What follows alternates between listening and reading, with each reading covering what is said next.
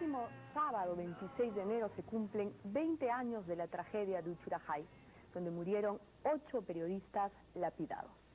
En ese entonces un sector importante de la opinión pública culpó a la Marina de haber cometido el crimen. El escritor Mario Vargas Llosa partió a Ayacucho encabezando una comisión investigadora. Su informe determinó que el asesinato lo habían ejecutado los propios comuneros. Vargas Llosa sufrió entonces las peores infamias y los ataques más arteros. En las próximas semanas, la Comisión de la Verdad hará pública el resultado de su investigación respecto del caso Uchurajay. La Comisión de la Verdad ha confirmado que la investigación de la Comisión Vargas Llosa en 1983, en plena guerra fratricida, estuvo en lo cierto. Fue valiente, limpia y veraz. Al estilo de Lucanamarca, los comuneros de Uchurajay se habían rebelado contra el yugo y la violencia de los senderistas.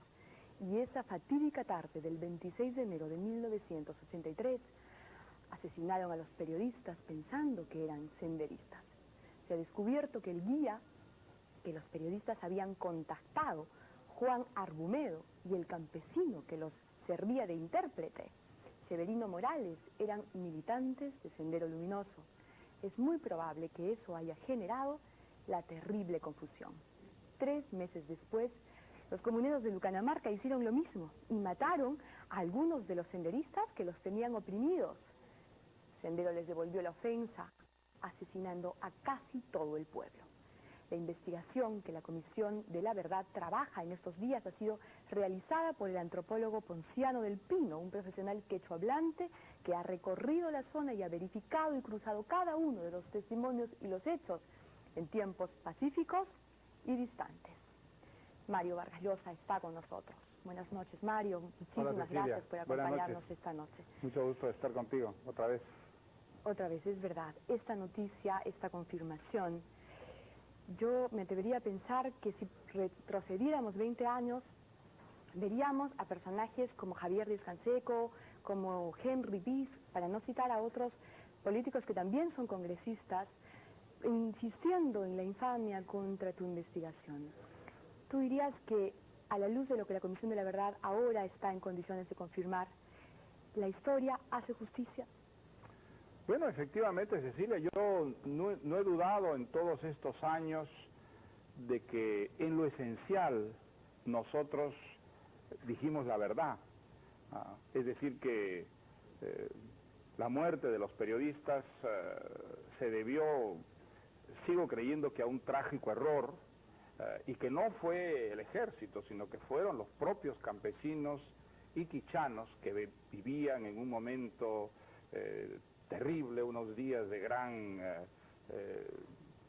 confusión y violencia, los que los asesinaron. Nosotros fuimos muy atacados porque un sector muy amplio, sobre todo la izquierda, desde un principio decretó que el asesinato había sido cometido por el ejército, que había cometido muchas violaciones a los derechos humanos, como nosotros lo dijimos en nuestro informe, pero concretamente ese asesinato no fue obra de los militares. La investigación que hicimos fue una investigación en profundidad, sin ningún partiprí, con el deseo realmente de ayudar a esclarecer una verdad, y esa verdad desde luego fue muy dolorosa, porque lo que mostró ahí fue una violencia que no había llegado a la opinión pública, donde se cometían crímenes feroces contra los campesinos, y donde los campesinos se hacían justicia por su propia mano, porque tradicionalmente había sido así, porque la justicia del Perú oficial, diríamos, no había llegado hasta esas regiones, y esa verdad pues resultó muy difícil de aceptar por algunos sectores políticos, ¿no? Y hasta hace muy poco, jóvenes estudiantes eran instruidos en ese sentido, ¿no es cierto?, digamos, insistiendo en que la investigación Vargas Llosa... Sí, pues, se decía que nosotros lo que habíamos querido era o había mentido, o había servir al encubierto. gobierno de Belaúnde, facilitando, digamos, una solución que servía políticamente al gobierno de entonces, algo absolutamente falso, porque esa esa comisión, de las 3 personas de la comisión, una era el presidente, ¿no?, el decano del Colegio de Periodistas, que era Mario Castro Arenas, que era en ese tiempo dirigente del partido aprista, que estaba en la oposición y que no tenía pues ningún interés en servir al gobierno, contra el que su partido estaba en guerra política, ¿no? Pero bueno, los prejuicios, la pasión ideológica, que en esos años era muy intensa, enturbió tremendamente el juicio, y la opinión pública tuvo una idea muy confusa de lo que ha ocurrido. Me alegro mucho que por fin una comisión que todo el mundo respeta, pues haya confirmado en lo esencial nuestro informe, ¿no? Nosotros también nos alegramos, Mario. Mañana usted recibe un homenaje en el Congreso de la República. Es un reconocimiento a su labor cívica, a su transparencia y a su comportamiento ético y democrático. ¿Diría usted que ha cambiado de alguna manera el pensamiento y la actitud de la mayoría de los políticos en el Perú? Bueno, yo creo que lo que ha cambiado es la percepción de lo que significó el gobierno de Fujimori. Hay que acordarse, Cecilia, tú lo sabes, que para vergüenza nuestra esa dictadura fue popular al principio. Tuvo muchos partidarios, cuántos no lo sé, pero un sector muy amplio del país aceptó el hecho de la dictadura, se dejó convencer de que un gobierno duro, fuerte, era el que iba a resolver los problemas del Perú, y entonces pues quienes nos opusimos fuimos muy impopulares, ¿no? Eso es lo que ha cambiado. Creo que hoy en día sí hay una inmensa mayoría de peruanos que ve con sonrojo lo que significó esa dictadura, por los atropellos que perpetró, por la corrupción sin precedentes en nuestra historia que esta dictadura institucionalizó. Y entonces creo que eso ha hecho que, bueno, quienes atacamos a la dictadura desde un principio, pues hoy día no seamos tan impopulares como lo fuimos en un momento dado, ¿no? En los 90, sí. ¿no? Qué tiempos. ¿Y su liberalismo, Mario, se ha enriquecido o se ha atenuado un poco con estos años? No, yo creo que sigo siendo un liberal. Nunca fui un liberal fanático. También hay, desgraciadamente, liberales fanáticos. El fanatismo pues impregna todas las ideas, todas las doctrinas. Yo no creo haber sido nunca un liberal fanático. Y compruebo, diré que con cierta satisfacción, que muchas de las ideas que a fines de los 80 tenían una enorme resistencia en un país donde el estatismo, el colectivismo, el nacionalismo económico estaban tan arraigados. Hoy en día pues tienen menos resistencia e incluso impregnan algunos partidos o algunos dirigentes políticos que en esa época pues estuvieron en guerra a muerte contra las ideas llamadas liberales, ¿no? Yo veo, por ejemplo, hoy día con mucha satisfacción, desde luego, al presidente de la región de Lambayeque, Yehude Simón, a quien recuerdo en esos años como una persona muy de izquierda, hoy en día llamando a los empresarios, pidiéndoles que inviertan, dándoles garantías, pues en buena hora, eso para Lambayeque desde luego será muy provechoso, y espero que los empresarios escuchen este llamado y respondan en consecuencia. Eso es lo que necesitamos, ¿no? Pero hay algunas cosas que lo han decepcionado, por ejemplo, la forma como agobia la deuda externa a los países del tercer mundo. Sin ninguna duda, sin ninguna duda. Ahora, esa deuda pues hay que encararla, y mejor si se puede encarar de una manera solidaria, de tal manera que esa deuda no se convierta en una lápida, ¿no?, que aplaste a nuestros países y les impida desarrollarse. Pero yo creo que el mundo ha evolucionado hoy día de una manera tal que un país no tiene muchas alternativas, si quiere modernizarse, si quiere progresar. La elección es muy clara, hay que hacer ciertas cosas, hay que atraer la inversión, hay que abrir la economía, hay que crear un sistema que sea estable y que dé seguridades a la gente para invertir, para ahorrar, para trabajar. No hay otro camino. Hay indicios que son, no solamente Yehude Simón parece haber aceptado esta forma de política, una persona como Lula, que hace 10 años hubiera sido inconcebible, que diga las cosas que hoy día está diciendo y haciendo. Pues eso yo creo que debe defendernos contra el pesimismo, porque hay mucho pesimismo en torno a nuestro, ¿no?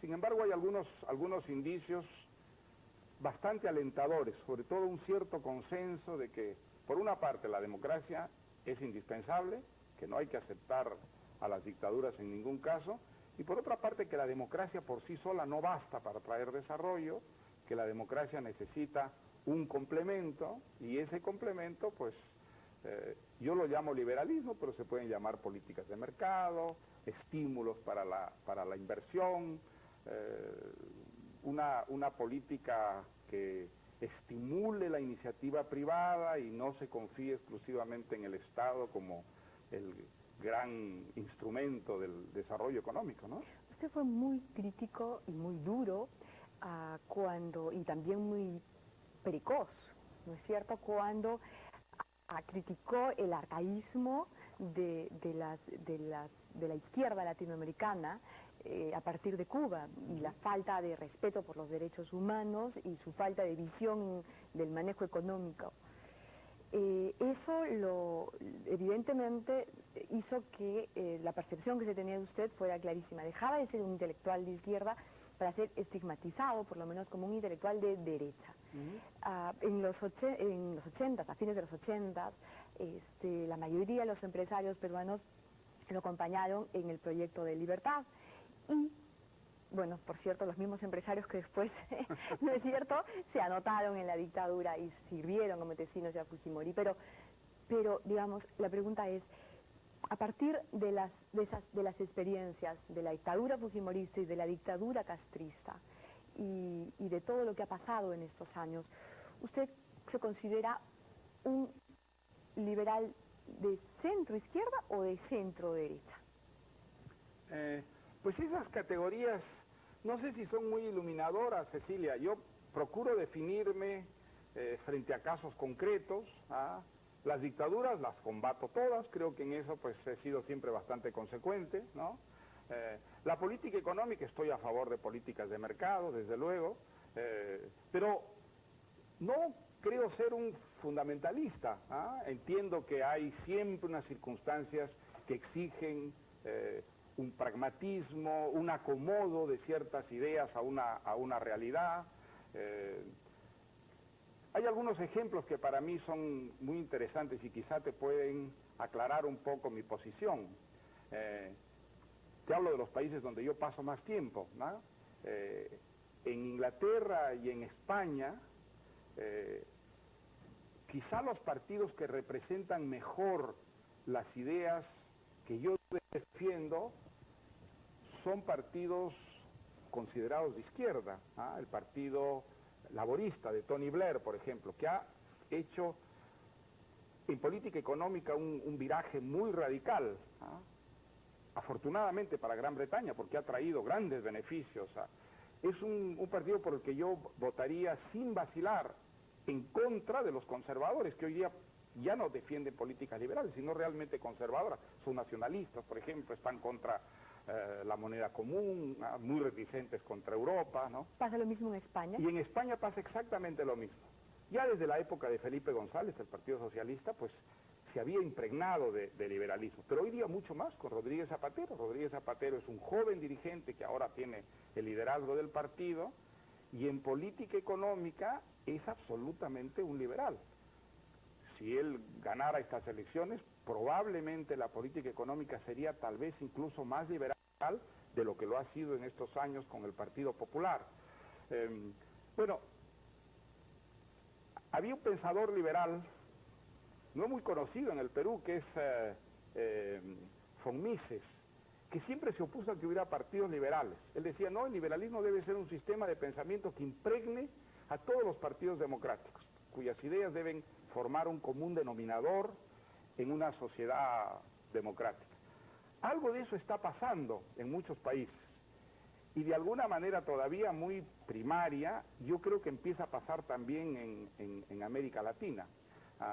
Ojalá sea así. Yo creo que realmente la única manera de salir del subdesarrollo, del atraso, es afirmando la democracia política, pero enriqueciéndola con unas políticas de mercado, con esas políticas liberales que son las que han traído, pues, por ejemplo, a España, el desarrollo extraordinario que ha tenido en los últimos 40 años, un desarrollo realmente notabilísimo, que ha convertido ese país de un país pobre en un país próspero, de un país que vivía bajo dictaduras en una democracia hoy día muy moderna. Es un ejemplo que debemos tener nosotros muy cerca, porque si España ha podido, ¿por qué no podríamos nosotros alcanzar algo semejante, claro, ¿no es verdad? Pero en efecto sí hay esta percepción, digamos, no estoy equivocada en mi percepción en la que Vargas Llosa se ubica más hacia el centro, ¿no es cierto? Usted ha criticado mucho... ¿Qué es un centro? A ver, bueno, más o menos de lo que estamos hablando, ¿no es cierto? Centro? Ha criticado mucho al cardenal Cipriani, sí, ¿no es cierto?, que junto con sus seguidores del Opus Dei sirvieron a la dictadura fujimorista. Y por lo tanto, por otro lado, ha elogiado al padre Gutiérrez, sí, que en alguna de sus novelas, creo que fue en La historia de Maitá, le metía palo, ¿no es cierto? No, yo le tengo mucho respeto yo le tengo mucho respeto a Gustavo Gutiérrez. Pero es un hombre muy honesto, es un hombre muy íntegro, pero déjame terminar. Pero cuando él, digamos, escribió la teología de la liberación, en la que defendía el marxismo con argumentos muy inteligentes, yo estaba en total desacuerdo con él. Yo creo que esas ideas eran completamente equivocadas. Pensar que la lucha de clases era realmente el motor de la historia, que el cristianismo de alguna manera se realizaba a través de la visión marxista de la historia y de la sociedad.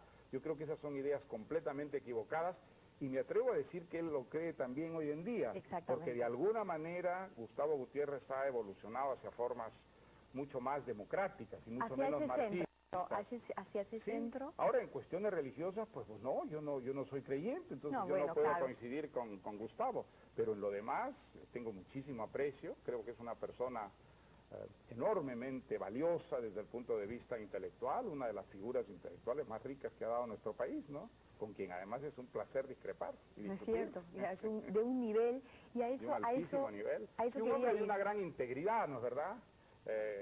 Él no ha apoyado nunca una dictadura, jamás. Él incluso en algunos momentos en que ha habido gobiernos con los que podía sentirse cerca, mantuvo siempre una gran independencia, pues a diferencia del cardenal Cipriani, con cuyas ideas religiosas yo no me meto. Yo tengo mayor respeto por las ideas de todos los religiosos, pero él fue un colaborador de una dictadura vergonzosa, una dictadura que mató gente, que torturó, que hizo desaparecer peruanos, y que además robó y saqueó el país de una manera escandalosa. Y él, esa dictadura, la defendió, la amparó, y entonces pues a ese señor hay que criticarlo, porque eso para mí es inaceptable, no desde el punto de vista religioso, sino desde el punto de vista cívico, desde el punto de vista ético, ¿no? Exactamente. Y claro, es curioso, pero mientras personalidades del talento de Mario Vargas Llosa, del talento del padre Gustavo Gutiérrez, que estaban en posiciones ideológicas opuestas en determinado momento, a fines de los 80, ahora en el siglo XXI, a inicios del siglo XXI, se aproximan. Mientras eso ocurre con el pensamiento, el nivel de la política, por lo menos en el Perú, desciende de una manera vertiginosa. Mi pregunta es aldeana, pero ¿el nivel de la política ha descendido solo en el Perú o también ocurre en el resto del mundo? Bueno, yo creo que en muchos lugares ha ocurrido, ¿no? La política se ha desprestigiado. Ha ocurrido algo curioso.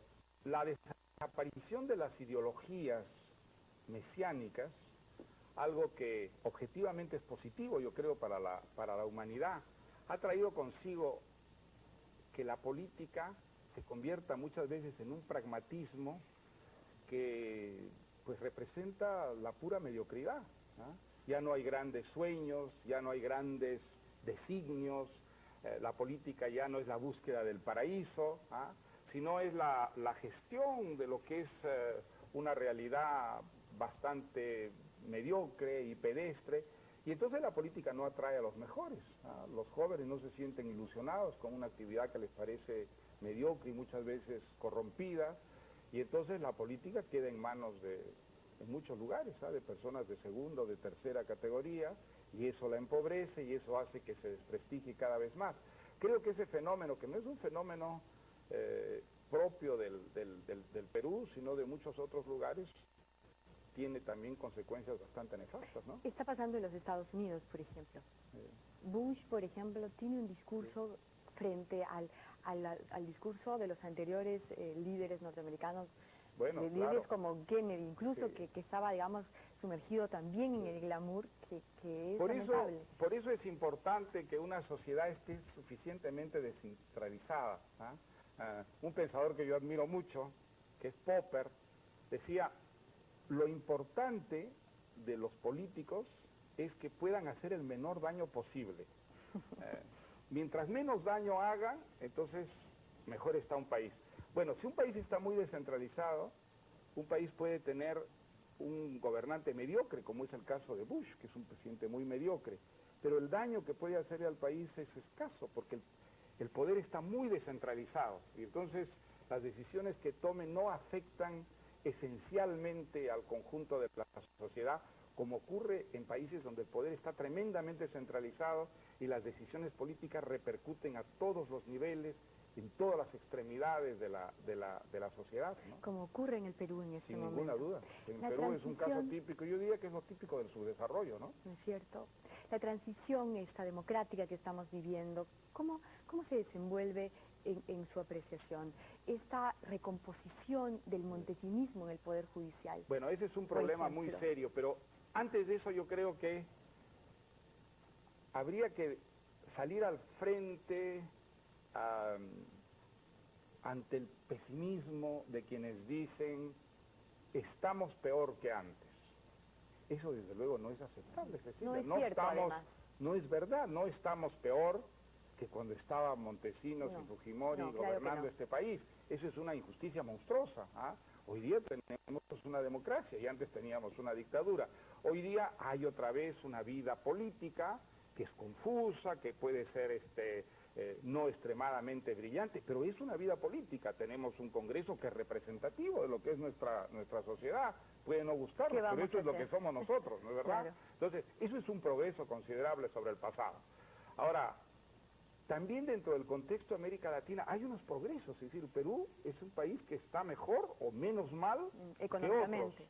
Sí, económicamente. Por lo menos en cifras macroeconómicas. Entonces, digamos, no está a la altura de lo que necesitamos, de las expectativas, hay desempleo, hay tremenda pobreza, bueno, pero hemos progresado algo en relación con el pasado. Eso es una realidad que no podemos negar. Ahora que hay razones para preocuparse, sí, lo que tú has mencionado es lo más preocupante.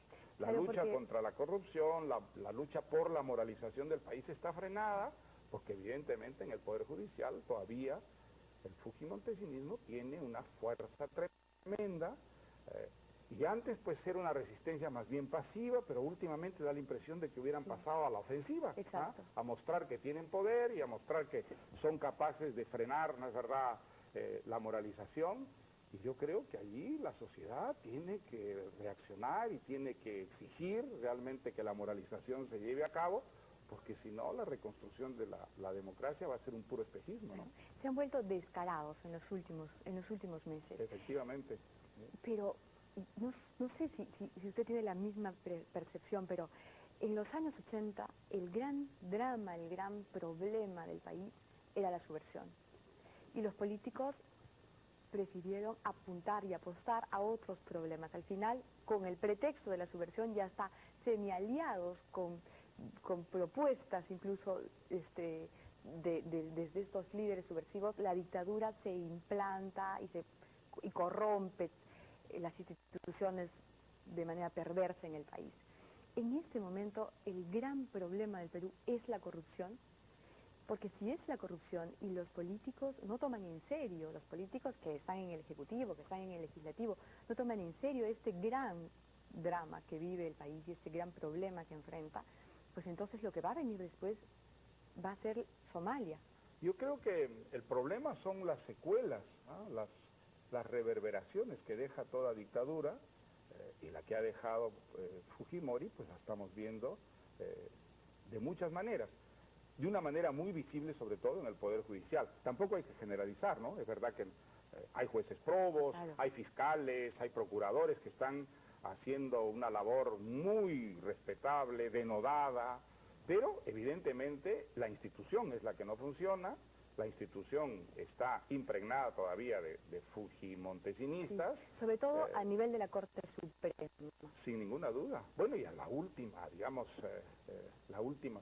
Por lo pronto han exonerado al señor Montesinos de vinculaciones con el narcotráfico. Lo han exonerado de responsabilidad en los asesinatos absolutamente probados durante la marcha de los 4 suyos. Ahora exoneran al señor Navarrete de una responsabilidad probada en la falsificación de las firmas. Bueno, desde luego, ¿eso qué cosa significa? Eso no puede ser solo ineptitud, ¿no es cierto? Evidentemente ahí hay complicidad, claro, y algo hay que hacer, ¿no? Yo creo que en eso, pues lo ideal sería que hubiera un gran consenso de partidos políticos democráticos, de fuerzas democráticas, para exigir una reforma profunda del Poder Judicial. No hay democracia que funcione sin un Poder Judicial probo, sin un Poder Judicial eficiente, y evidentemente el que tenemos no es ni probo ni eficiente, ¿no? Pero hay a la vez problemas realmente preocupantes, porque el presidente de la República se entera de estas decisiones, sobre todo la última, la que exonera a Navarrete en el caso de la falsificación de las firmas, y declara que iniciará una cruzada, ¿no? Con todo lo que la palabra significa. Pero ese mismo día, esa misma tarde, 10 de los parlamentarios de su partido político en el Congreso retiraban las firmas que iban a sustentar una comisión investigadora para investigar a Agustín Mantilla, el ministro aprista que terminó su gestión con unos ahorritos de $2,5 millones de dólares que los encontraron de casualidad en esta investigación del caso Montesinos. Entonces, la sensación es que hay una suerte de pactos para no investigar, hay pactos políticos que permiten, y alianzas que están cubriendo o que pretenden cubrir hechos y actos de corrupción, ¿no es cierto? Bueno, pero ahora tenemos una libertad de información, ¿no es verdad? Y entonces sería muy importante pues que la prensa, que los periodistas, los investigadores saquen a la luz esos enjuagues y los denuncien y la opinión pública pueda operar. Esta es la ventaja que tiene una democracia sobre las dictaduras, ¿no? ¿Y se puede retroceder desde la libertad de prensa a una sentencia definitiva de la Corte Suprema? Esa es una pregunta grande, mira, ¿no? Porque hay unos mecanismos, ¿no es verdad?, que están siempre al alcance de una sociedad democrática que quiere defenderse de sus enemigos.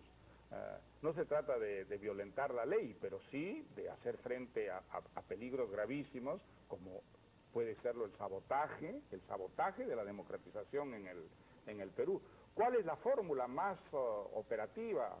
Pues yo no la sé, yo no soy un jurista, pero hay juristas muy capaces y muy honestos en este país que pueden dar la fórmula para poder hacer frente al problema del Poder Judicial, que es hoy día un problema mayor. Si nosotros no tomamos conciencia de que ese problema hay que resolverlo cuanto antes, a la corta o a la larga, una vez más vamos a ver desplomarse el Estado de Derecho y vamos a ver el retorno del autoritarismo en el Perú. ¿Le da que pensar el hecho de que varios de los supremos, por lo menos 2 de esta sala transitoria, sean apristas? Bueno, yo no entiendo qué interés puede tener el APRA, que fue un partido maltratado por la dictadura, hoy día en lavar de sus culpas a los responsables de la corrupción durante el gobierno de Montesinos. Yo no acabo de entenderlo, yo no acabo de verlo. ¿Qué ventajas puede tener el partido aprista en cooperar con el señor Montesinos? Yo no lo entiendo. El problema es que es la misma sala que va a juzgar a Mantilla. Bueno, pero digamos, hay ahí un acuerdo, hay un enjuague de esos niveles de suciedad. Bueno, eso hay que probarlo, hay que sacarlo a la luz, y si es así, supongo que habrá una opinión pública que sancionará a los responsables, ¿no? Eso se soluciona con jueces probos, con jueces independientes, y eso es lo que tenemos que tratar de conseguir. Jueces probos administren justicia y sean los encargados de la moralización, ¿no? ¿Cómo?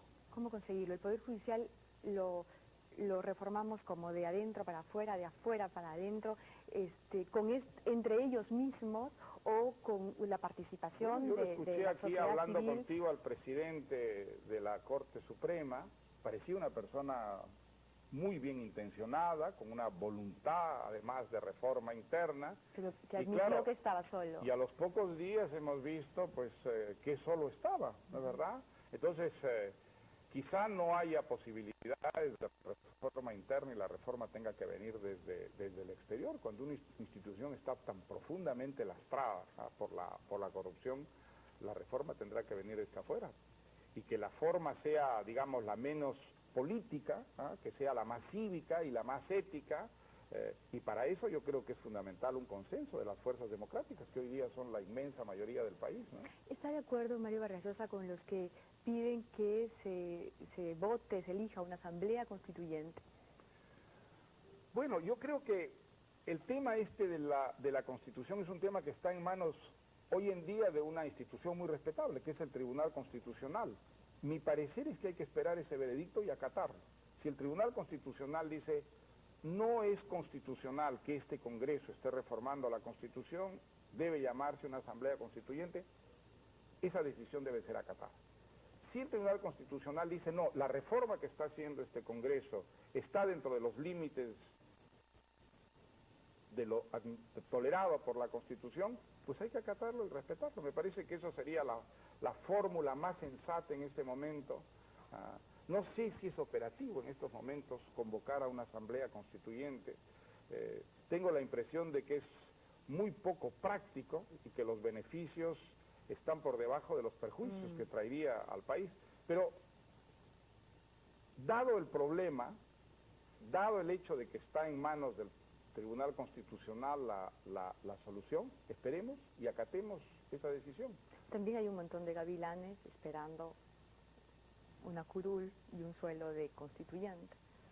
Desde luego. Bueno, es legítimo, ¿no? Digamos, creo que hay que aceptar que los seres humanos tienen debilidades, los seres humanos tienen derecho a aspirar a una curul, hay unos buenos salarios hoy día para quienes ocupan las curules, y es perfectamente humano y decente aspirar a tener buenos salarios.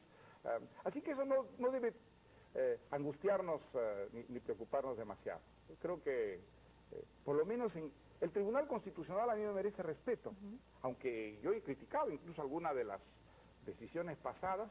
La impresión que tengo es que esa institución es una institución respetable, que hay gentes probas, hay gentes bien intencionadas, con deseos realmente de servir y además con una competencia jurídica. Y con trayectoria democrática. Y con una gran trayectoria democrática indiscutible. Bueno, pues, acatemos el fallo. Que ellos decidan qué es lo que más conviene, si es una constituyente, y si no, que el Congreso continúe su labor de reforma de la Constitución. Hagamos un consenso a ese respecto. Se espera con ansiedad, realmente con ansiedad, la novela sobre Flora Tristán y Gauguin. La nueva novela. El paraíso en la otra esquina. Exacto. ¿Y cuándo saldrá? Sale a fines de marzo, hacia el 20 de marzo más o menos. ¿Qué le animó a ocuparse del tema? Pues es un viejo proyecto que yo creo que nació con la lectura de las peregrinaciones de una paria de Flora Tristán. Yo leí ese libro de memorias de Flora Tristán, donde cuenta sobre todo su viaje al Perú, cuando era estudiante universitario, y desde entonces el personaje de Flora Tristán me fascinó, me inquietó, me dio muchas ideas para escribir algo a partir de ella, así que esa novela se fue gestando desde hace muchos años. Solo cuando empecé a escribir la novela se me ocurrió incorporar a Gauguin, al nieto de Flora Tristán, cuando descubrí que había un gran parecido de personalidad, de carácter entre la abuela y el nieto. Así que al final la novela pues ha resultado una especie de vasos comunicantes entre estos dos personajes, que aunque fueron franceses tuvieron ambos relación con el Perú, ¿no? Eso es otro vínculo entre Flora Tristán y Paul Gauguin, ¿no? Flora Tristán, bueno, el padre era peruano, vivió un año aquí, la experiencia peruana fue definitiva para ella. Y Gauguin pasó 6 de sus primeros 7 años en el Perú, aprendió a hablar español antes que francés, y todos sus primeros recuerdos son peruanos. Esos recuerdos tuvieron también una influencia curiosa en su pintura, cuando descubrió su pasión por la pintura. Así que también ese es otro elemento que los vincula, ¿no? La relación con el Perú. ¿Su parentesco materno con los Tristán no influyó? ¿El parentesco mío? Sí. Es muy remoto, es muy remoto. Pero ¿escuchó usted de niño hablar de este parentesco? No, de niño no, lo descubrí muchísimo más tarde y es un parentesco muy lejano. O sea que no creo que eso jugara un papel importante, ¿no? Alfredo Bryce, Jaime Altaus, son también parientes, sí, claro, de Flora Tristán. Por supuesto. Alfredo Bryce Echenique, una hija de don Pío Tristán, tío carnal de Flora, se casó con el presidente Echenique. Y Gauguin, los años que vivió en Lima, los vivió en la casa del presidente Echenique, que era el suegro de don Pío Tristán, emparentado directamente con Alfredo Bryce, claro que sí. Claro, pero una de las cosas que usted no ha hecho en las entrevistas que ha dado en El Mundo a través, a propósito de la novela sobre Flora Tristán, es rescatar el hecho que usted también es descendiente de los Tristán. No, porque no creo que haya tenido un rol pues muy importante en la decisión de escribir sobre Flora. En realidad yo me entusiasmé muchísimo con el personaje, mucho antes de saber que había un parentesco entre los Tristán y los Llosa.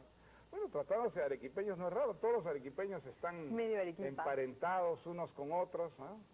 Somos una ciudad muy incestuosa, ¿no? Realmente, todas las familias, si uno rasca un poco, están unidas entre sí, ¿no? Sí, no hay que rascar demasiado. Y es lo que, para no llevarse alguna sorpresa. Sí, exactamente. Bueno, es una de las cosas que le sorprendió mucho a Flora Tristán en Arequipa, ¿no? Esa vinculación que era prácticamente visceral, ¿no? Entre todas las familias que se buscaban, se visitaban y vivían como en una gran tribu bíblica, ¿no? Sí, pues. ¿Es la novela que más viajes le ha obligado a hacer? Más largos, por lo menos, más largos, porque tanto Flora Tristán como Paul Gauguin hicieron pues, grandes recorridos. Gauguin más que Flora Tristán. ¿Qué fue lo más alucinante de la travesía de Gauguin? Pues Gauguin es un caso muy, muy interesante. Él tuvo una idea. Él descubrió la vocación tarde, cuando tenía 30 y pico de años, o sea, realmente muy tarde. Generalmente esa edad ya los pintores están, no solamente están con una obra realizada, claro. Él descubrió su vocación muy tarde. Y al poco tiempo llegó a la conclusión de que la pintura en Europa estaba en decadencia total porque se había cortado de la sociedad, que era una pintura que estaba en manos de pintores, de coleccionistas y de críticos, y que por eso había perdido vitalidad, y que el arte realmente vivo solo existía en las sociedades primitivas, donde el arte expresaba al conjunto de la sociedad. Y por eso fue a buscar esas sociedades que para él eran como el paraíso, un mundo totalmente integrado, donde el arte era una expresión de las creencias, de las costumbres, del conjunto de la sociedad. Fue a Panamá, fue a la Martinica, trató de ir a Madagascar, trató de ir a Vietnam, y finalmente fue a Tahití. Y entonces, pues en Tahití descubrió que la realidad no era exactamente lo que él creía, pero entonces en lugar de revisar su sueño, su fantasía, no, decidió que lo que ocurría es que Tahití ya había sido colonizado por los europeos y que el espíritu europeo había hecho que Tahití entrara en decadencia. Y entonces se le ocurrió que en las Islas Marquesas, que son las islas más apartadas de un continente, las islas más islas del mundo, todavía existía una sociedad de esas características. Y entonces se fue hasta allí, que eso sí era realmente el fin del mundo, y fue muy dramático, porque cuando llegó a las Marquesas estaba en un estado físico que prácticamente no pudo moverse del puertecito donde llegó, así que no llegó nunca a ver a los maoríes, a los primitivos, que efectivamente existían en la isla, pero físicamente no estuvo en condiciones ya de verlos. O sea que el final de él fue muy dramático, ¿no? Sí, por supuesto. Sí, ¿Y cómo es esa vida entre París, Londres, Madrid y Lima? ¿Cómo es Bueno, la travesía permanente es una de Mario vida Vargas muy Llosa? itinerante, pero al mismo tiempo en la que hay algo muy estable, que es mi trabajo. Mi trabajo no cambia, se mueve conmigo, donde yo estoy, pues trabajo sobre las mismas cosas, siguiendo una misma rutina, de tal manera que sí, aunque me muevo exteriormente mucho, la rutina diaria es más o menos la misma y no cambia, aunque cambie el entorno, ¿no? Es lo que a mí me da la estabilidad, mi trabajo, ¿no? Y a la larga, ¿dónde permanecerá más? ¿En el viejo mundo o en Barranco? Pues no lo sé, Cecilia. Este tipo de vida es un tipo de vida que al final me gusta, me mantiene, digamos, bastante vivo, y me gustaría poder mantener este tipo de vida hasta el final. Vamos a ver si puedo hacerlo, pero por el momento no tengo ninguna intención de estabilizarme. Espero seguirme moviendo, quizá contagiado un poco por el ejemplo de Flora Tristán y de Paul Gauguin, que vivieron toda su vida moviéndose de un lado al otro, ¿no? Es como vivir realmente, ¿verdad? Es la intensidad total. El hecho de no tener claro qué va a pasar o qué va a pasar, dónde voy a estar en los próximos No, más meses. o menos organizo mis itinerarios con cierto orden, pero la idea de cambiar de entorno a mí me resulta bastante estimulante. Por la gente que habla, con la que Sí. conversa. Claro, es muy interesante volver al Perú, por ejemplo, cada cierto número de meses. A mí me da una perspectiva muy curiosa, me hace perder muchas cosas de detalle, por supuesto, pero al mismo tiempo me da una perspectiva que uno no tiene cuando está en el tráfago diario, viviendo día a día los acontecimientos. En algunos sitios trabajo mucho mejor, de una manera mucho más aislada. En Londres sí puedo aislarme totalmente, hacer vida casi monacal, algo que en Lima, por supuesto, es imposible, ¿no? Pero al mismo tiempo, pues cuando estoy en Londres echo mucho de menos la familia, los amigos, el desorden, que es mi vida en Lima, y cuando estoy en el desorden, no creas que no echo de menos la disciplina, la rutina rigurosa de trabajo intelectual que tengo en Londres, ¿no? Y en estos tiempos, ¿qué le responde a un joven que quiere ser escritor? Pues le respondo que escribir es la cosa más hermosa del mundo, que es una maravillosa vocación, pero que es una vocación que es un trabajo, que exige una gran disciplina, que exige un gran esfuerzo, y evitar buscar el éxito a toda costa. Ojalá el éxito venga, el éxito puede venir, desde luego no hay ninguna razón, pero si es el incentivo principal, lo más probable es que ese joven se lleve una gran frustración. Lo ideal es que ese joven al consultarse descubra que la literatura le gusta tanto, que el poder hacer literatura es el mejor premio, es la mejor satisfacción que puede darle su propia vocación. Yo creo que si descubre que esa vocación es tan importante para él, que justifique todos los sacrificios, las posibilidades de que tenga éxito son mucho mayores que si no es así. Gracias, Mario. Ha sido una Gracias larga a ti, charla. Cecilia. Muchísimas gracias por visitarnos siempre que viene a Lima y desde que existe Entre Líneas, Mario Vargas Llosa nos visita. Pues nada, Muchísimas muchas gracias por invitarme. Al Muchas contrario, gracias. gracias. Vamos a una brevísima pausa. Hay más.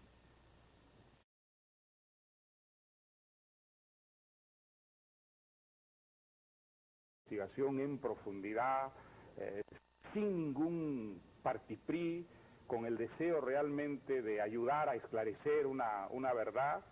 Y esa verdad, desde luego, fue muy dolorosa, porque lo que mostró ahí fue una violencia que no había llegado a la opinión pública, donde se cometían crímenes feroces contra los campesinos, y donde los campesinos se hacían justicia por su propia mano, porque tradicionalmente había sido así, porque la justicia del Perú oficial, diríamos, no había llegado hasta esas regiones, y esa verdad pues resultó muy difícil de aceptar por algunos sectores políticos, ¿no? Y hasta hace muy poco, jóvenes estudiantes eran instruidos en ese sentido, ¿no es cierto? Digamos, insistiendo en que la investigación Vargas Llosa Sí, pues, se decía que nosotros lo que se habíamos había equivocado, querido o era había mentido, o había servir al encubierto. gobierno de Belaúnde, facilitando, digamos, una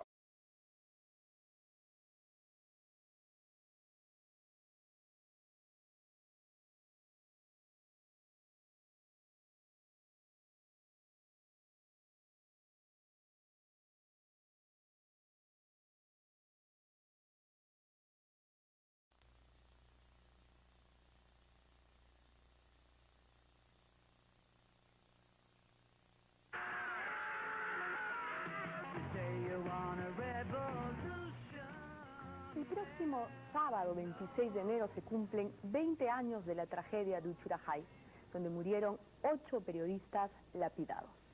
En ese entonces un sector importante de la opinión pública culpó a la Marina de haber cometido el crimen. El escritor Mario Vargas Llosa partió a Ayacucho encabezando una comisión investigadora. Su informe determinó que el asesinato lo habían ejecutado los propios comuneros. Vargas Llosa sufrió entonces las peores infamias y los ataques mismos y mataron a algunos de los senderistas que los tenían oprimidos. Sendero les devolvió la ofensa, asesinando a casi todo el pueblo. La investigación que la Comisión de la Verdad trabaja en estos días ha sido realizada por el antropólogo Ponciano del Pino, un profesional quechohablante que ha recorrido la zona y ha verificado y cruzado cada uno de los testimonios y los hechos en tiempos pacíficos y distantes. Mario Vargas Llosa está con nosotros. Buenas noches, Mario. Muchísimas gracias por acompañarnos esta noche. Mucho gusto de estar contigo, otra vez.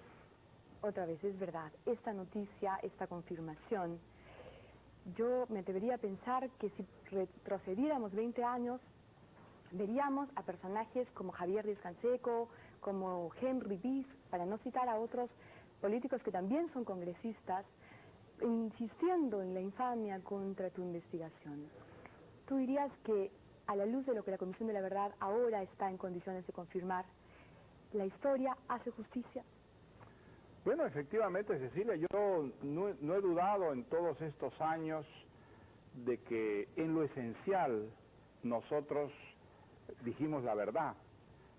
Es decir, que la muerte de los periodistas se debió, sigo creyendo que a un trágico error, y que no fue el ejército, sino que fueron los propios campesinos y quichanos que vivían en un momento terrible, unos días de gran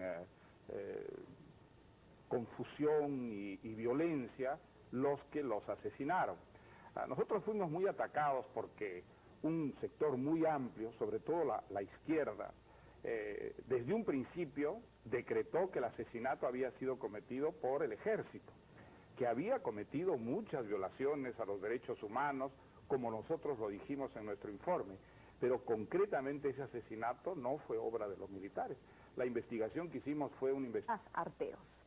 En las próximas semanas, la Comisión de la Verdad hará pública el resultado de su investigación respecto del caso Uchurajay.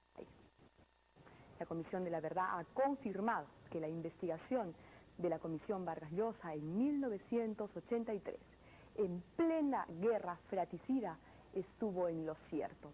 Fue valiente, limpia y veraz. Al estilo de Luncamarca, los comuneros de Uchurajay se habían rebelado contra el yugo y la violencia de los senderistas. Y esa fatídica tarde del 26 de enero de 1983, asesinaron a los periodistas pensando que eran senderistas. Se ha descubierto que el guía que los periodistas habían contactado, Juan Argumedo, y el campesino que los servía de intérprete, Severino Morales, eran militantes de Sendero Luminoso. Es muy probable que eso haya generado la terrible confusión. 3 meses después, los comuneros de Luncamarca hicieron lo